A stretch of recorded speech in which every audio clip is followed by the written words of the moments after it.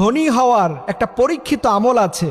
আল্লাহর নবী হাদিসের মধ্যে প্রমাণ করে দিয়েছেন যে কোনো আল্লাহর গোলাম যদি এই দোয়াটা পরে আল্লাহর কাছে দোয়া করতে পারে, রব্বুল আলামিন তাকে যে অর্থ সম্পদ সহায় সম্পত্তি দান করবেন, এটা পৃথিবীর সব মানুষ দেখে অবাক হয়ে যাবে যে ওর তো এত ধনী হওয়ার কথা ছিল না, ও হঠাৎ করে কেমন করে এত বড় ধনী হয়ে গেল।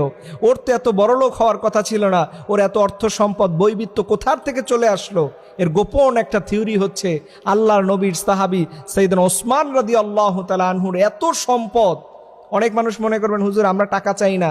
দেখেন, টাকা চাওয়ার অর্থ দুনিয়ার লোভের জন্য নয়।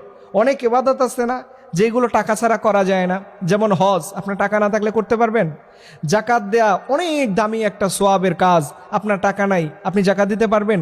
কোরবানি দেওয়া অনেক দামি একটা সোয়াবের কাজ, আপনার টাকা নাই আপনি কোরবানি দিতে পারবেন। এর জন্য অর্থ সম্পদ থাকা দরকার ওই আল্লাহর সন্তুষ্ট